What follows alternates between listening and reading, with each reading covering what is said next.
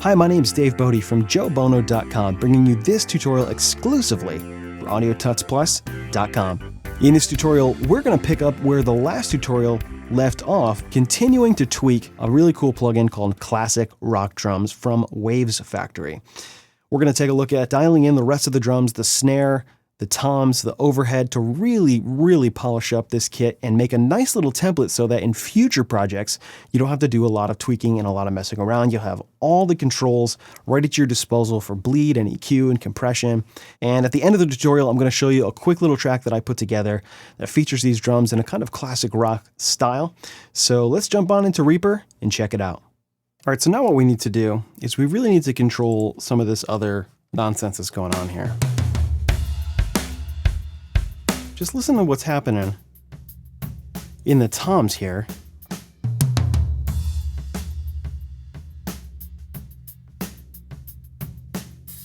There's just a lot of junk going on. So what we can do is we're gonna modify this. Oops. We're gonna modify this and make it better. So let's name this track Trigger Control. And here's what we're gonna do. We're going to change this. We're going to go into the I/O and we're going to change this to 10 outputs. All right. So we're going to have kick, snare, tom 1, tom 2, and tom 3. All righty. We're going to come in here. We're going to take this, rename it kick. And we're going to copy and paste it. We're going to rename this snare. All right. So now we come up to snare. And it's not triggering on the right note. So we need this to trigger on D2, which is 2 half steps up, which is 2 numbers up. So that's 38. So there we go. Now that puppy's triggering on D2, which is the snare. Except that we actually need to fix that because there's other snare articulations.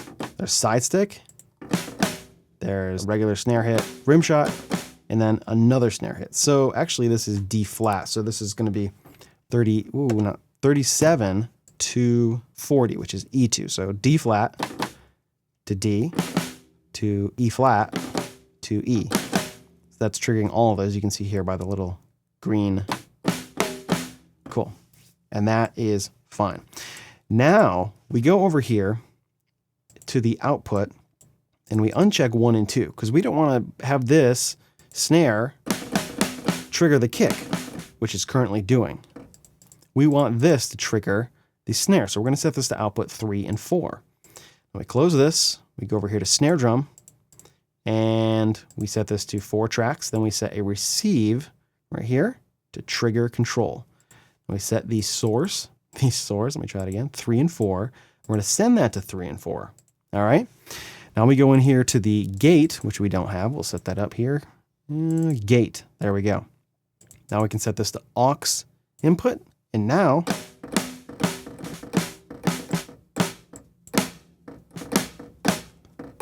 we have this nice gated snare drum. But you can see it's not coming on any other drum. Now we are still getting a little bit of bleed because it's coming through the overhead. But if you wanted more bleed, we could come in here and kind of mess with the dry and wet output. So let's say we change this to, I don't know, -10. Now what we have to do is we need to match the volume with the ungated sound. So we're going to add back in the dry.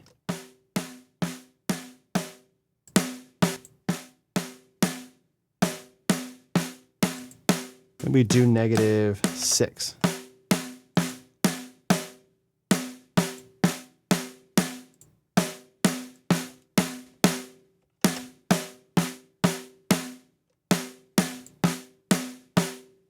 Good, that sounds just about right. Let me record it so you can really hear.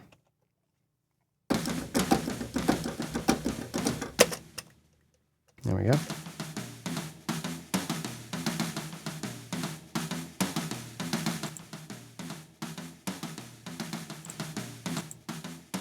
So we've taken something that was definitely in there and we just kind of piped it down just a little bit. So that's cool. You know, we can take that or we can leave that. It's not really a huge deal. What is going to be important is that we really rein in these toms. So let's go over here.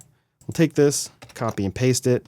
We'll rename it to Tom1 underscore, all right, C. Now here's the reason, because in this particular drum kit, C3 and D3 are both tom number 1. But there's a note that lives in between there, and that's C sharp, which is a symbol. So we can't actually stretch this from C3 to D3 because it's going to have C sharp in the middle there, which means every time this symbol hits, it's going to trigger this tom, and we don't want that. So what we want to do is we're going to make 2 instances of these, copy and paste. And then we'll call this Tom1D. So let's go back over here to Tom1C, and we're going to set this to C3, which is right there, 48. And then this is going to be 2 half steps higher, which is 50. There we go. So we have this triggering now on D3 and not on any other note. And this one is triggering only on C3 and not any other note. Cool. Now we change the output of this to 5/6, and then the output of this one to the same 5/6 because these are for the same drum. I will come back here to Tom1. We'll change this to 4-track. We'll add a new receive. We'll go to stereo source, and we want to get that 5/6 and send it to 3/4. Cool, great. Put this away for a sec. Come to here. We'll go to this gate. And the auxiliary input, now, look at that, nothing else. Can you see, that's not triggering Tom1 anymore. Where before, if we just have this main input,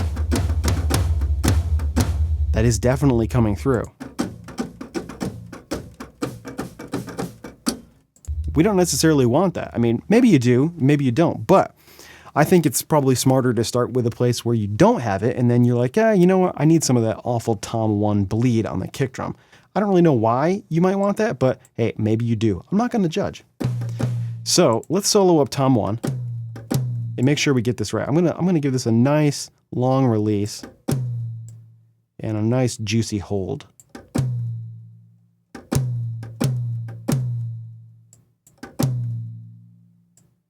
Yeah, maybe somewhere in there. And still, if we take off the gate, check this out.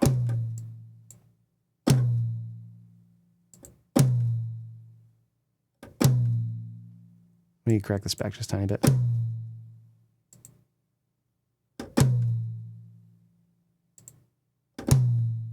Now, it may be hard to hear in this recording, but it is cutting it off just a little bit. We might be able to edge this down just a hair.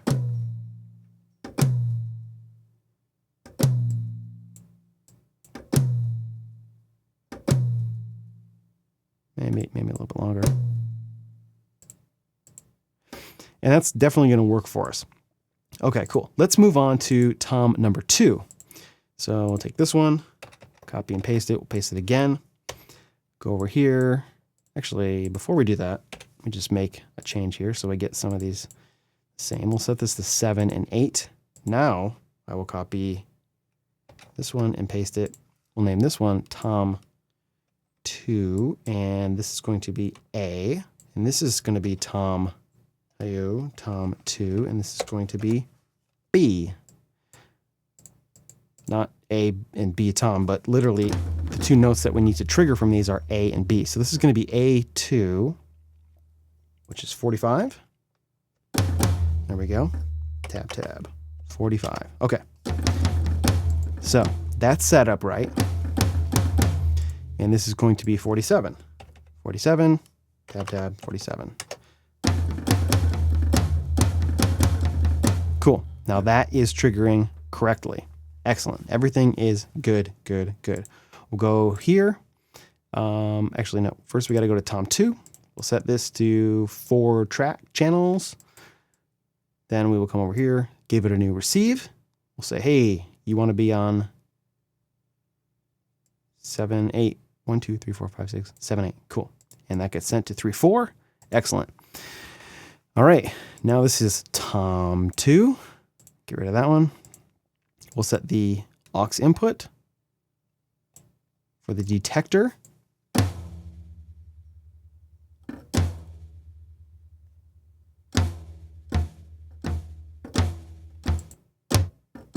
There you go.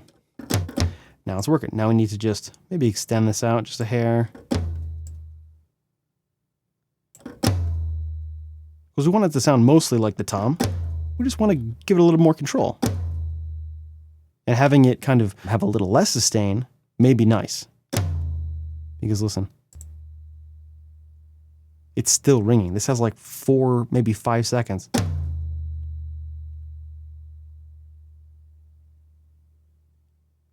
That's like 5 seconds. Wow, 5.5 seconds of ring.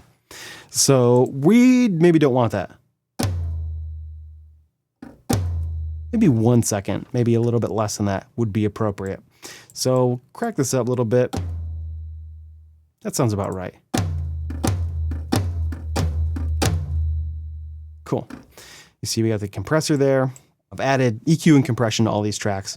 Nothing major. Just a little bit of corrective EQ for some of these anomalies, especially with the snare. It's had some. Check this out. This had some really weird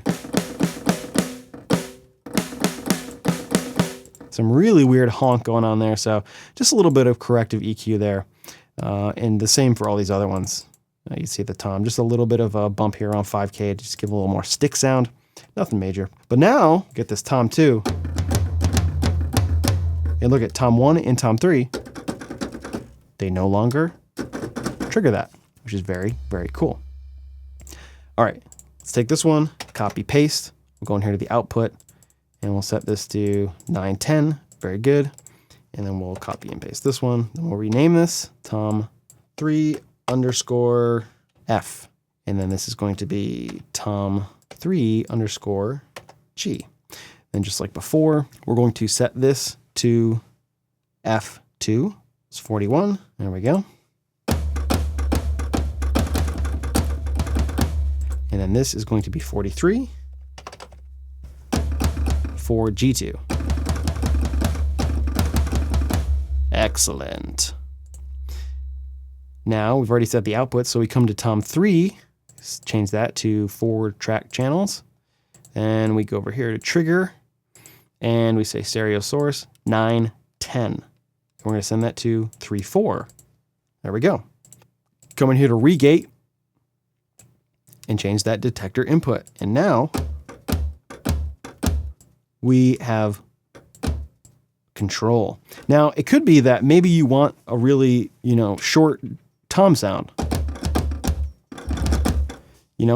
I don't know why, but maybe you might. For now, we're just going to keep it, pretty natural sounding, pretty similar to the way it was. We're just going to have just a wee bit more control over it.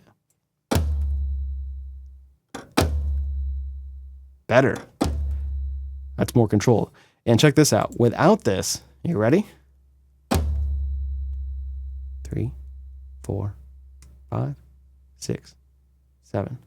Almost 7 seconds of sustain, which makes for some awesome sounding drums, but it may be a little bit much for recording. And we can come in here and add more sustain to this by giving it more hold and giving it more release, if we want to. But I think for now, it's probably cool for our template to have this around this neighborhood. I do want to back that off just a hair there. Maybe get like 4. There we go. Cool. All right. So now we have our toms.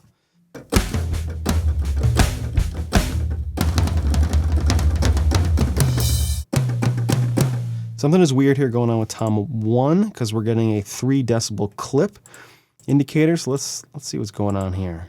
Just make sure this all looks correct. Maybe with these toms, we'll just crack these down to -3.5 for the output, because we can trigger both of them with 2 different keys, And that might be smart to do. 3.5, 3.5.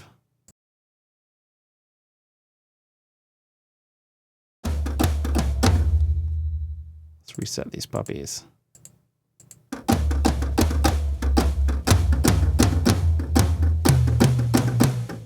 Cool. And it should be that the gate is reacting pretty much the same.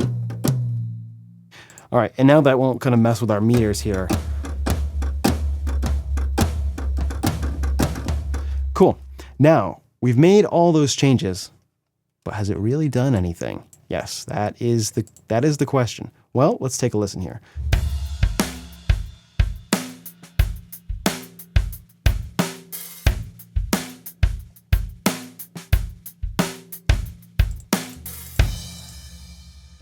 All right, one more time, and now we'll take those effects off just in the toms.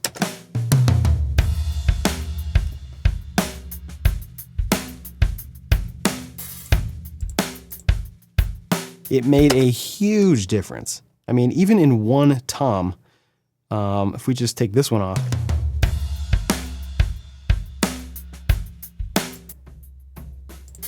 we can hear that happening in there. And sure, we could have done that with a regular gate, and we could have dialed in the high and low pass filter, but still, it would have been triggering with other instruments. Now, it is not. It's beautifully clean, and you know, we can add back in that bleed if we want to, but now it is much more controlled, and it is much nicer sounding. Listen to what we had before here. I'll take off all of these effects.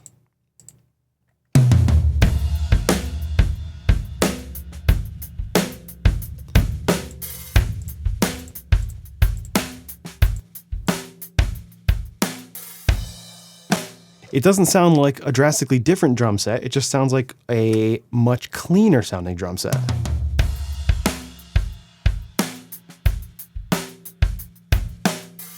You know, it's the same kind of 60s Ludwig kit. It's just a heck of a lot cleaner. And we haven't gone crazy with the controls. We've just kind of reined them in just a little bit. And you can always go back now that we have this set up, and you can add that bleed back in. It's totally cool. Maybe one last thing here before we wrap this up is we'll add a high pass filter here to this room mic.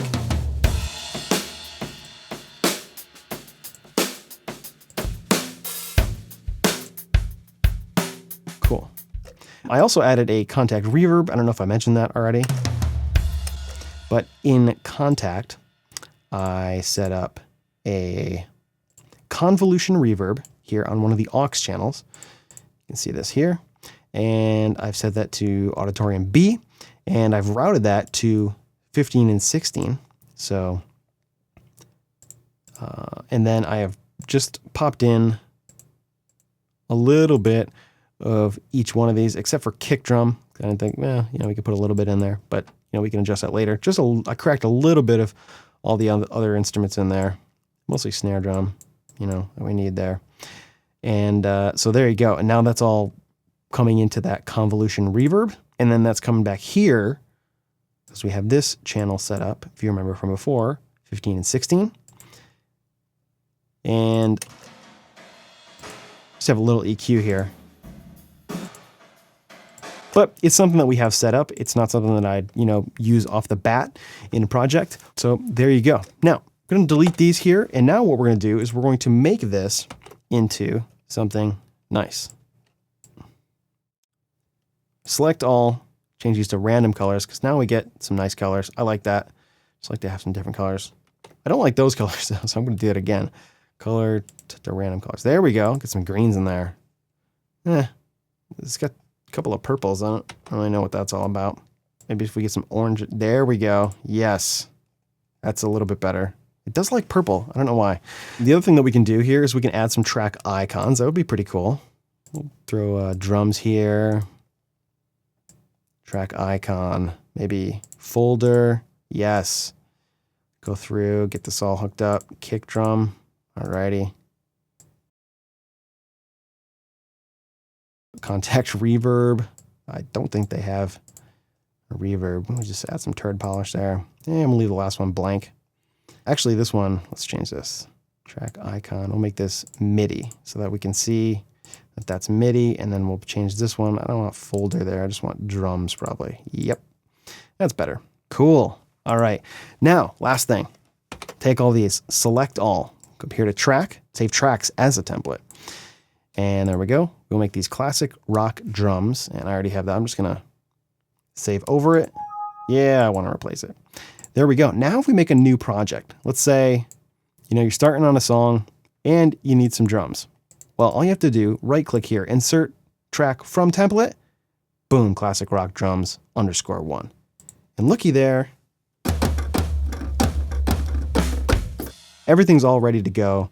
It's ready to be mixed, it's ready to be played, it's all EQ'd and compressed up. Nothing too fancy, but it gives you a great place to start when you're on a track, when you're working on something, and I think it worked pretty well. So last thing, I'm just gonna whip up a quick song here and show you what these things sound like in a little track. So I threw together this little track here featuring classic rock drums, and let me play it down for you. And then we'll just kind of go through it here. I'll show you some of the changes that I made to the template that we set up earlier. There you go. So here it is.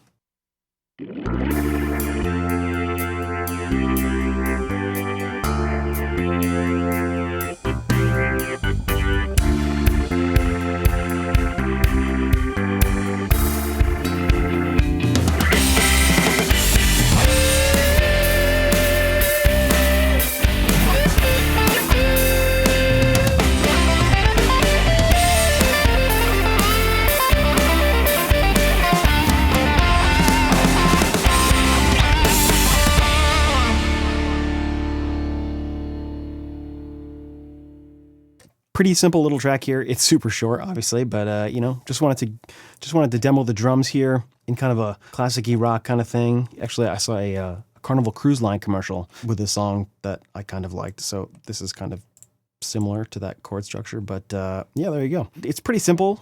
I have some guitars here. There's a bunch of extra tracks here because I just did this really quick and I was just kind of noodling around. There's basically 2 rhythm guitars.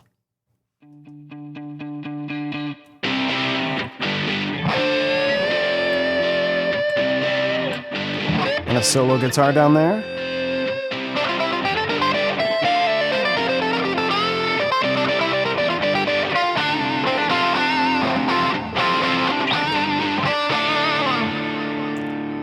And you can see those are pretty hacked up there.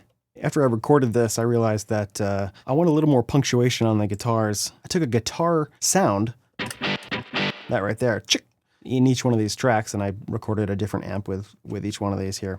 And so I wanted this punch on the end of this little rhythm thing. Down, down, down, down, down, down. And instead of just re-recording it, which might be obvious to some people, I just decided to copy that little note and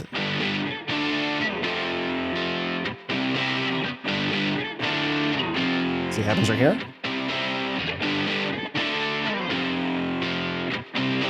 That's how I punched that up just a little bit.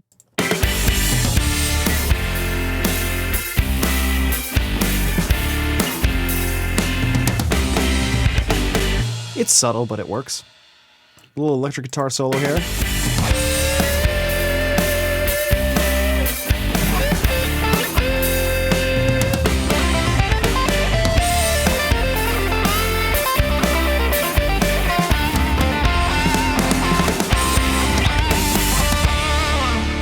That's all hacked up to pieces too.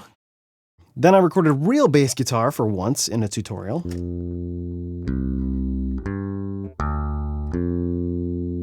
And it's got some compression and some sidechain ducking here for the kick drum to let that come through.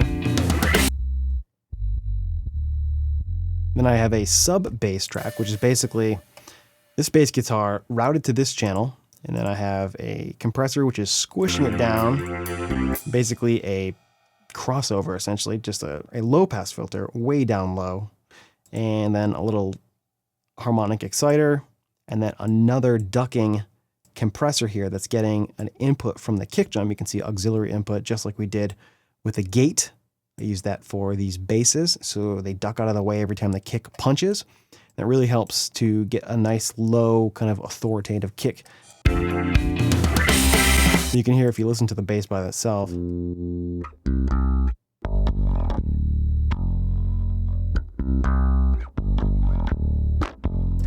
has a little kind of funny sound there. You can hear it ducking. Let's listen to what I did with the drums here. Nothing super fancy.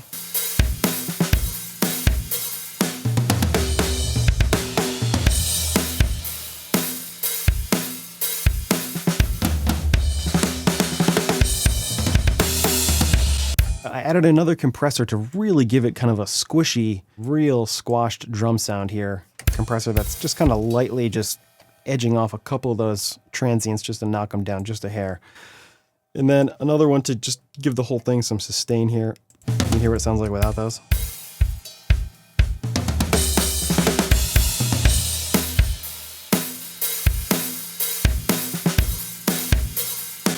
For the other drums, I mostly left them pretty similar to what they were before. I tightened up the gate here on the kick drum considerably from what we did in our little drum template, and I adjusted the compressor a little bit. Nothing major though. I didn't mess with the EQ too much at all. I maybe gave it a little spike, just a little bit. Nothing serious though. In the snare drum, all I really did is boost up 200 hertz a little bit, and I actually just took the gate off because I didn't really feel like in this particular track, because there's not a lot of toms and stuff, I didn't really feel like it was completely necessary. And the toms I left alone. I think they sound pretty good. Occasionally they get a little low rumbly. You know, if I were to spend a tremendous amount of time in this track, I may tighten those up a little bit and do some automation to make sure that the low rumblies are out of the way of the kick drum. But you know, for what they are, for right now, it's fine. I put a compressor on the room mic.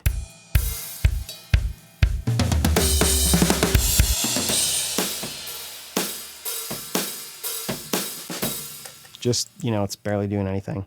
And that's pretty much it. And as far as the other instrumentation, I have organ. That's it. I recorded a MIDI guitar, but then I decided it wasn't quite cool enough. So I have this one organ sound here, which I think sounds pretty cool. This is just a organ here in Contact. It's called Woodstock. The only thing that there's reverb on is these guitars here.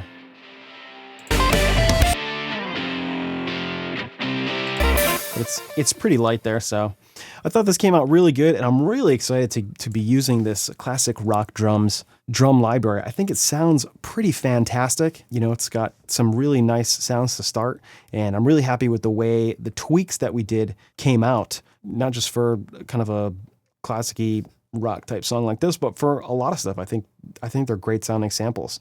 You know, I usually use Superior Drummer, which has overheads, then like a mid and a far stereo pair, and then I think one like a super far mono microphone. And so those are nice to play with, but it's just nice to have some options, you know? I think these sounds sound at least as good as some of the kits in Superior Drummer or several of the other much more expensive drum plugins out there. With a little bit of tweaking, you can really get some different sounds out of this kit. You know, you can tighten up these toms and have them sound more like short, nasty Beatles toms. You can EQ them up to make them sound more like some metal toms, you know, some super sustain in there. And I think I'll be using it a lot in the future, so keep an eye out for more tutorials featuring classic rock drums from WavesFactory. So thanks so much for watching this tutorial. Again, my name is Dave Bode from joebono.com, bringing you this tutorial exclusively for Audiotutsplus.com, and we'll see you around.